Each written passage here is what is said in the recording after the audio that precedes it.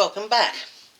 This is part 7 of reborning with air dry paints and style. At least I hope it's part 7. I haven't uploaded these videos. I'm pretty sure it is. Okay, so now we're going to do the blue tones where there is blue tones on predominantly newborn babies or babies up to about 3 months old anyway. Yesterday we did the veining, and with it being a better light today you may be able to see. Zoom up. Oops, that a bit. Yeah, just vaguely. They're not really predominant, and we still have a lot more coats to put on. So now we go for the blue areas, and primarily what that is that certain areas of the baby's skin is thinner.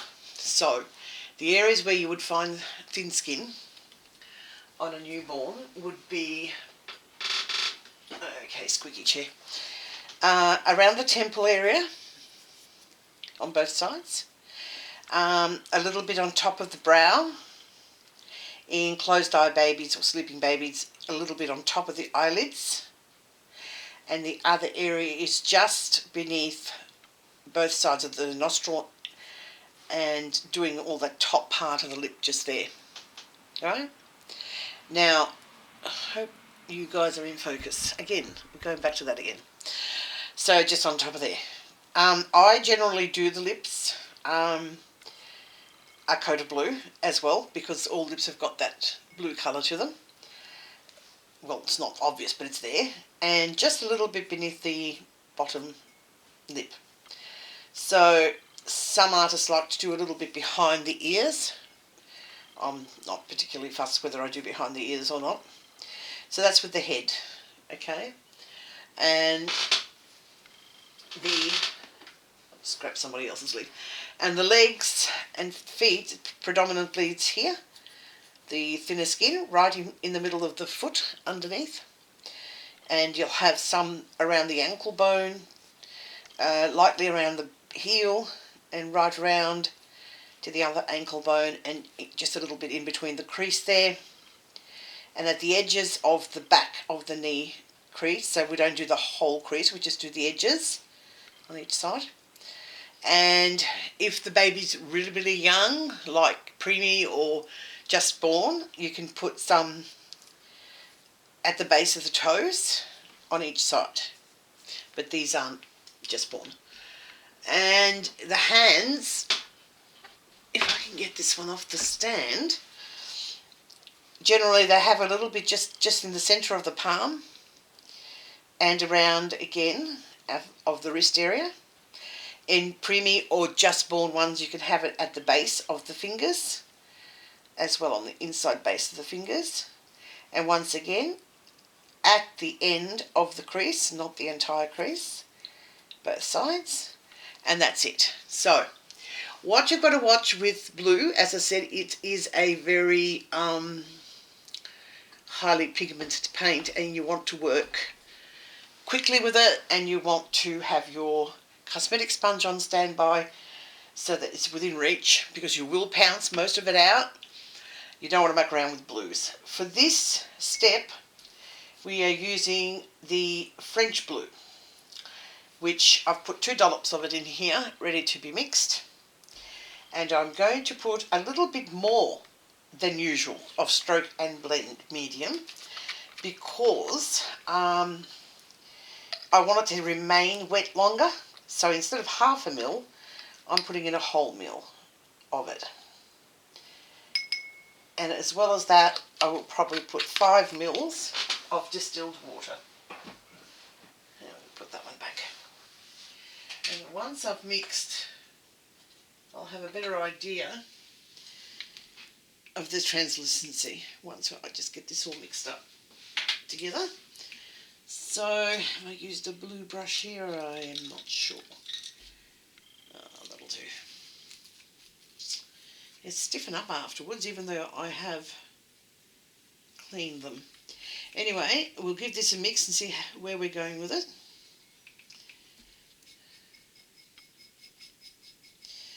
Make sure that it's mixed well.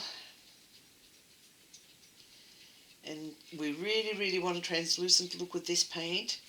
We don't want to have, it's a balancing act really, but we don't want to have a baby that's, and although some real babies do have it, we as reborn artists try not to have a shockingly blue area where you think that there's something wrong with the baby. Although I reiterate again, real babies are and can be born quite blue in those areas, but yeah, we don't want to freak our customers out. So just make sure that it is translucent, okay? So give it a thorough mix. And it should be right, I think. It's running down the side of the little bowl quite quickly. And it appears to be quite translucent on the napkin. So it is going to be a matter of doing a part and blotting, same as what we did with the veins, but this area is a bigger area, so we have to do, we have to do it even faster. Even more often. Okay, so I'm going to take him back, and then you can see that his veins are hardly visible. And as this is going virtually where the veins are already, I'm going to use very little of it. It's got to be a little bit thicker than watercolour. Okay, I'm going to still take the excess off, especially when I'm dealing with blues, on the napkin. And I'm just going to start from about there and just bring it down into the temple area. It is covering the vein, but it is also very watered down, so the vein should still show through. And if you can have a look now, the vein is showing through, and there's just probably not even noticeable very much really, the blue, but that's fine. Whoa. I'm going to put a little bit on top of it. If you need to put more, you can always come back and put more. It's just taking it off if you've put too much. That doesn't really go well. So if you find that, I can't even see the blue layer, and you want to make it just that little bit more defined, you can do a second layer. Okay, so this is a little bit more concentrated, as you can see. And again, just blot it. It's not really blotting, it's actually blending, okay, with the sponge. You're blending the paint in. So that's about the extent of it.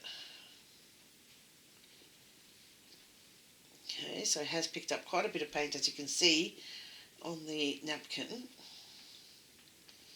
And I'd be disinclined to do any more than that, really, to be honest. So we can put another on top of the brow.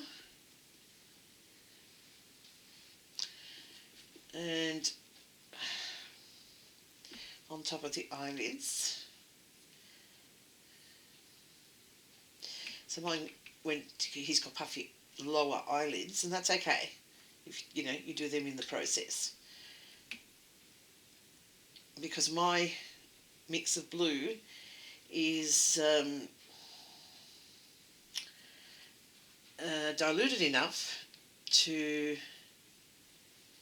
allow that. It's not concentrated at all.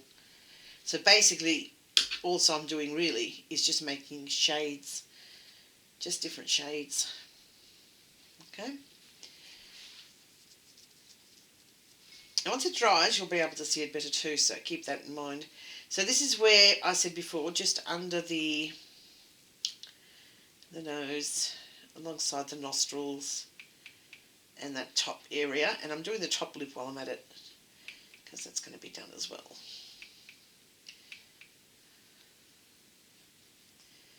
And then just come along and blend it. And again, just beneath the bottom lip, and I'm doing the bottom lip at the same time. Okay. And then I'll just do the other temple, which I didn't do before. And yes, they are still shiny, but I'm not worried about it at all. The more paint I put on, the less shine there'll be, and in the end, I will use my different products, one in particular, that will remove the shine completely. So I'm quite happy with that. And the paints are permanent, which is what I was more focused on than anything else. I wanted paints that were going to stay and last a lifetime and not fade or scratch off. And that's it. So when you look at it, you think, well, you know, what have you done? You haven't done... Oh, I'll tell you what I have done. I've made a mess because somewhere along the line my fingers must have touched blue and I've transferred it to places I don't want it at. See, we can still make mistakes. It's not this hand that's the culprit. Well, it's not this one either, so I don't know where that came from. Anyway, yeah, it looks like I've done nothing. So that's okay. That's okay. I know I have, and it's just going to be shading. It's not going to be anything more than that.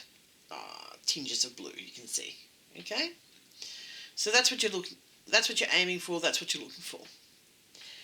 Okay, so I'll put him back on his little stand over here. And we'll do a leg. And we said in between here. Again, I wouldn't class this as a newborn. See the beading, how the paint beads sometimes when you put it on. I don't know why some colours are more prone to it than others. I've got absolutely no idea. But I do know that it doesn't really affect the quality of the paint or application. So all you can do is ignore it, really. And yeah, it's just I don't know, a pigment thing, I suppose. Again, it's not really dramatic.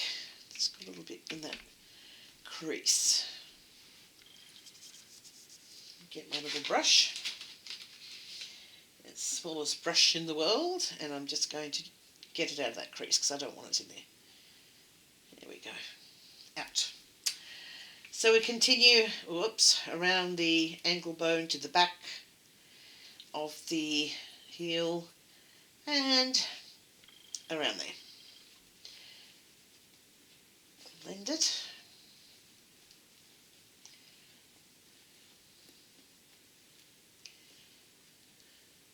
Okay, and that's done.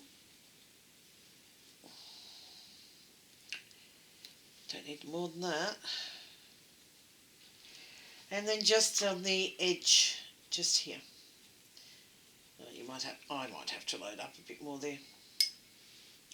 Now, see, by the time this is finished drying, you're up to your last bit of what you were doing, like your last kit or whatever, and you can go ahead and do the next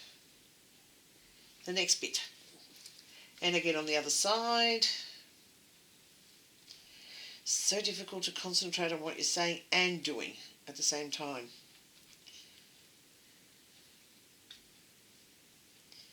Okay.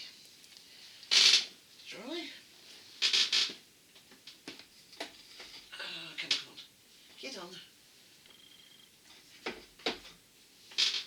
And hit my hand. You might have enough in the brush. Just there.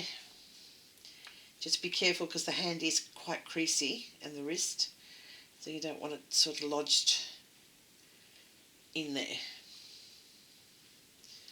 I can hardly see that I've done anything at all.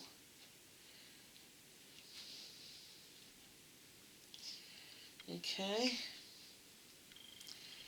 and just a little on the edge here, like so.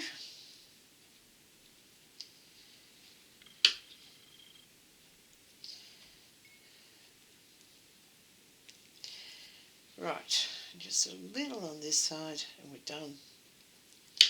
So this part of it doesn't take very long. A little bit of shadowing effect there. Okay, that's all we need.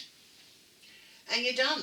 So I'm going to continue on with the rest of the kits that I'm working on here at the moment, and I'll be back for part 8. When, I don't know, but I will be back for part 8.